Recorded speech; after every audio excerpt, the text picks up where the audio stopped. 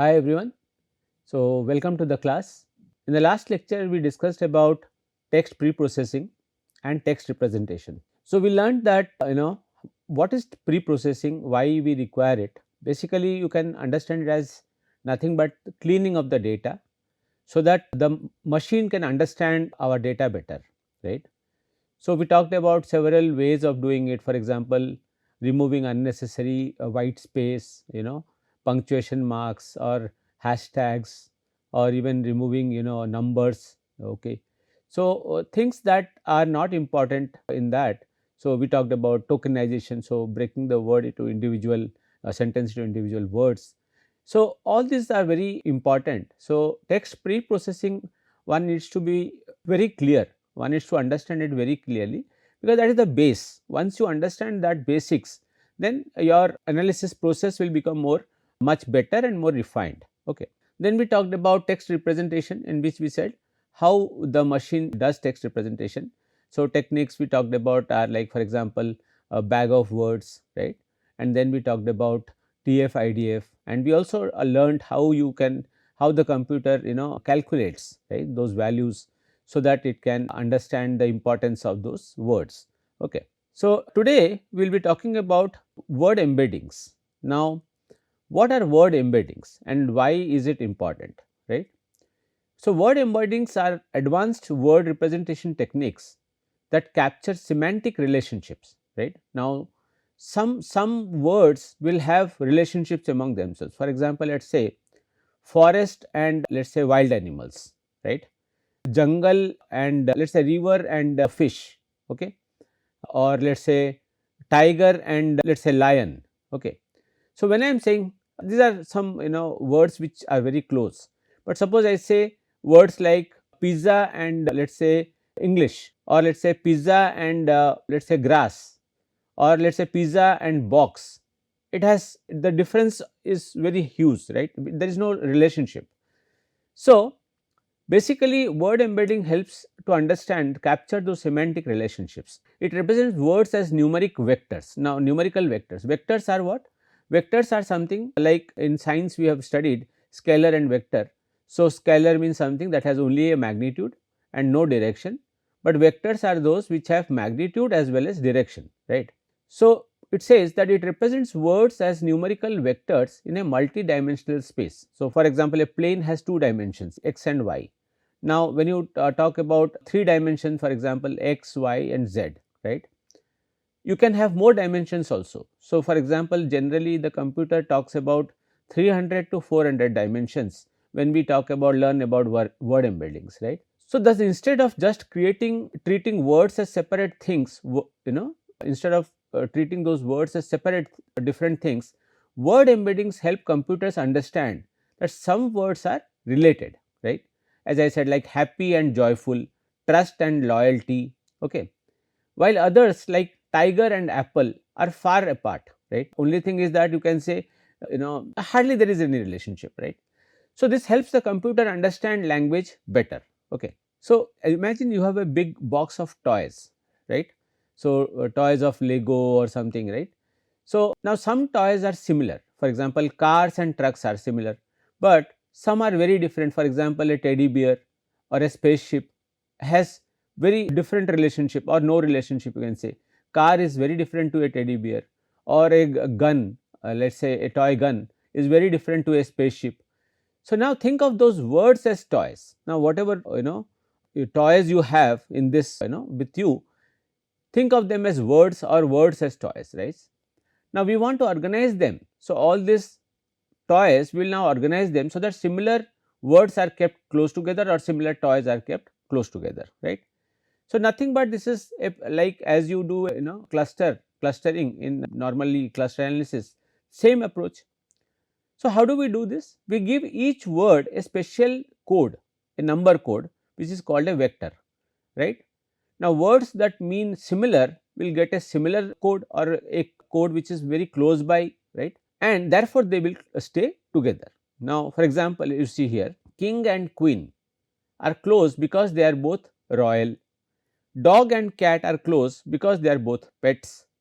Apple and truck are far apart because they are very different, right? because apple is eating something that you can eat, is a fruit, and truck is a different device or different thing together.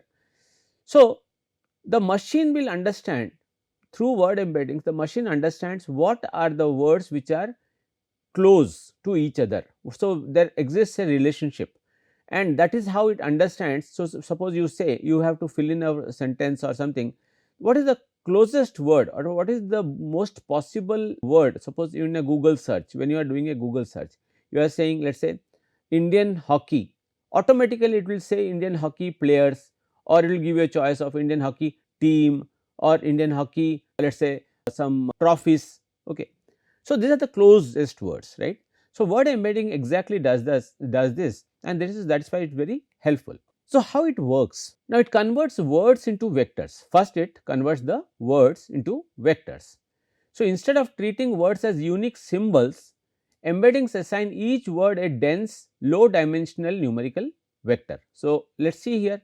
Now, if you have a such say, let us say 2D vector. So, how would it look? Like v is equal to 3 is comma 4, right. So, there because there is only x and y, you have to denote it in x and y. Suppose you have a 3D vector, how would it look? Now, v is equal to maybe x, y and z. So, 3, 4 and 6, let us say this is a hypothetical number. Now, usually word embeddings have 300 to 400 dimensions. Okay. So, after each word has been converted into a vector, right, then what happens? Next thing is contextual similarity. So, words appearing in similar contexts have similar vector representations. For example, king and queen will have similar embeddings. You see here, now word vector representation, this example you see, king for example has been represented by these numbers 0.2, 0.4, 0.1, 0.7 and 0.5. This is just a arbitrarily hypothetical number, right, just imagine for just to understand. Queen has been given 0.3, 0.5, 0.1, 0.6 and 0.5. Now, the third word is let us say apple, right, 0.8, 0.2, 0.6, 0.1 and 0.3. Now, if you look at it, if you look closely these numbers, automatically you can realize that king and queen are close to each other, but king and apple or queen or apple are far off from each other. So, this is how the machines understand that which words are closest, right. So, that is why the number of dimensions is very high, because that allows the computers to make a lot of possible potential combinations. Okay. The third step is mathematical operations. Now, word embeddings allow for interesting arithmetic relationships, such as, for example, king minus man plus woman is approximately equal to queen. Now, this is an example, that is how the machines read and try to understand things. Okay. So, now you have understood that word embeddings are nothing but it converts words into vectors and gives them a some values, and from these values it tries to see which are the words which are close to each other, right. That is the simple phenomena. So, there are two popular methods, one is word to vec or word to vector and global vectors, right. So, we will see what are those two and how they are helpful. Now, the first is word to vector. Now, word to vector is a way to teach computers to understand words by playing a similar guessing game, right. Now, what do I mean by saying this? Okay, let us see. It looks at a lot of text and learns which words appear together. Now, for example, let us say I have given a sentence, the dash barks at night, the cat is sitting on the dash. Now, automatically if you can make a guess, right, dog barks at night, okay, the cat is sitting on the mat or the cushion, right, or even the chair. Now, this is something, how does the machine understand that using such kind of techniques it can guess, okay, what is the most relatable word that should be filled into this bracket or the empty space. Okay. Word to vector creates dense vector representations of words by predicting their context in a large corpus. So, you have a large data set. So, it uses those large data sets to understand what is the relationship among those words. So, it uses two main models. So, as we have done earlier also, scriptgrams and continuous bag of words. So, what is scriptgram? Scriptgram says it helps you to guess the nearby word, right. For example, when you say the word coffee, let us say in this case coffee I have said, The model learns that the nearest words to coffee are morning, hot and drink, which often move around or are surrounding or close to coffee. Okay. Continuous bag of words, it guesses the missing word. For example, I love eating dash in the morning.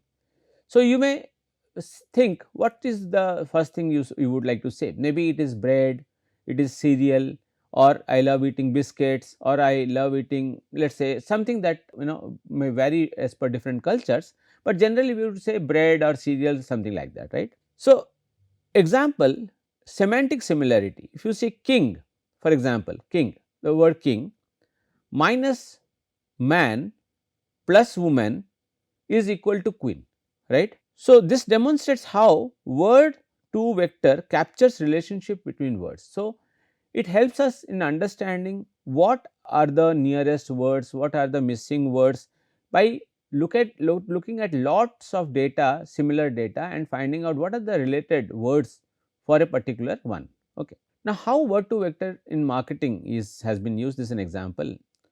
So it creates meaningful word vectors from the text data, right.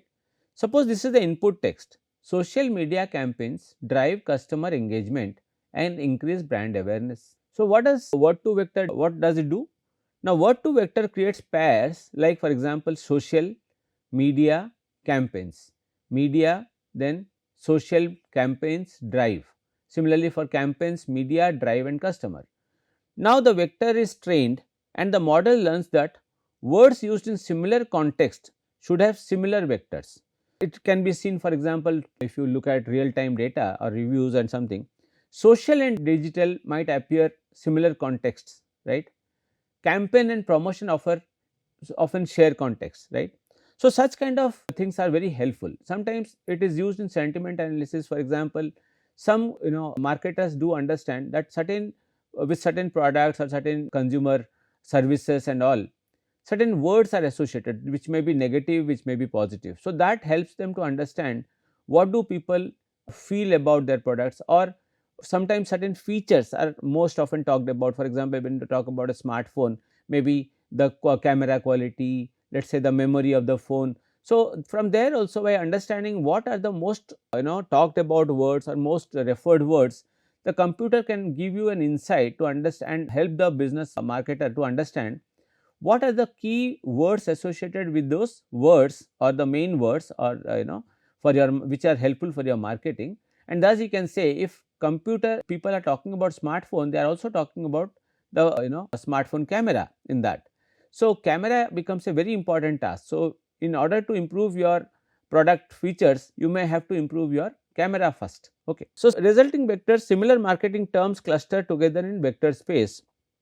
So social is equivalent to digital campaigns, is equivalent to promotions, engagement is equivalent to interaction.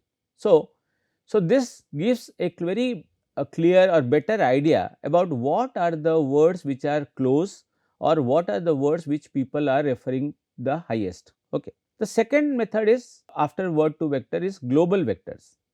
Now global vectors, or GloV as you say, generates word vectors by factoring the word co-occurrence matrix. Now first you have to understand what is a co-occurrence matrix. It says that counts how often words appear together in a large text corpus. So the word important here is the words appear together. Okay. So it preserves the global word relationships, right. It aims to capture semantic meaning and word association on a broader scale. Developed at the Stanford University, it was developed by researchers at the Stanford University to capture the meaning of words based on their co-occurrence in a large corpus of text. So example, you see, for example, word relationship. The similarity between apple and fruit is greater than the similarity between apple and laptop, right. This shows how global vectors capture semantic relationships. So both they capture semantic relationships, word to vector and global vector, but global vector works in a different style and word to vector works in a different style. That works on a more probabilistic manner, and this works on a matrix, right. So let us see more about this. Now how global vector works? Now first, it creates a co-occurrence matrix. So now unlike word to vector, which relies on local context windows, right, Globe vector or global vector builds a co-occurrence matrix that counts how often words appear together in a large text corpus. So, you have a large data documents or and all these things. So, how many times are the words appearing together? For example, if the words king and queen often appear near royal, the model captures this relationship. Okay. The next thing that it does is it finds the probability ratios. Now, Glove computes the ratio of word co-occurrence probabilities to understand the relationship. Example, you see, if Paris and France co-occur frequently, but Paris and Apple do not, the model assigns meaningful numerical values to these relationships, right. The third point is step or thing is it creates a matrix factorization. Now, this is very important. Now, what is matrix factorization? Breaking down a large matrix into smaller meaningful ones which are more reliable and give you clear data, clear meanings out of it, which can give you clear meanings out of it. So, the model factorizes the co-occurrence matrix, right, to learn low dimensional word embeddings. So, we have understood already what is dimensions, low dimension. So, in word embeddings, the output is a set of word vectors where similar words are positioned closer in the vector space. So, this is how the global vector works, right. Now, let us see the difference between between, you might be thinking in your mind, what is the difference between then word to vector and global vector? Both are working as word embeddings, then there must be some difference also. Now, yes, there is some difference. Word to vector predicts words based on context, right, local context based learning, but global vector on the other hand captures word relationships from a word occurrence co-occurrence matrix. Okay. Second thing is global word to vector uses neural network, right, for continuous bag of words and scriptgram kind of things, right. So, it uses neural networks, but Glove uses matrix factorization on word co-occurrence matrix, right. So, divides the create small matrices, right. Word to vector learns from sliding window of nearby words. So, trying to find out the nearby words, and here it learns from word co-occurrence over the whole corpus. So, how many times the words are coming together, that is what in the Glove it happens. Word to vector is computationally very intensive, it requires large corpus for good results, right, and Glove more efficient and captures meaning faster. Okay. And the last point is word to vector is based on probability predicting the next word, and Glove based is based on matrix factorization and word co-occurrence probabilities. So, if you see, both are used and both have their own benefits. Okay. Now, word embeddings, the strength, it has some strengths and limitations. The strengths are basically it captures the semantic meaning, it gives you the most closest words, related words, right, suitable for deep learning models and retains context and word relationship, but it has some limitations also. For example, they require large data sets and they are computationally intensive and may struggle with rare words or certain some words or domain specific vocabulary. So, but overall word embeddings are extremely useful for researchers because or marketers to, because it gives them a very clear picture of what words are related to each other, what is their relationship, degree of relationship, and what is the probability of occurrence of these words together, two or three words, let us say, what is the probability of their occurrence together, right. So, this helps a lot of time in like for searching or filling a gap or trying to fill a sentence or something, a particular word. So, all these things it is very helpful. The next thing is feature engineering. So, what is feature engineering? Simple. Feature engineering is the process of picking, changing or creating the best features so the machine can learn faster and better.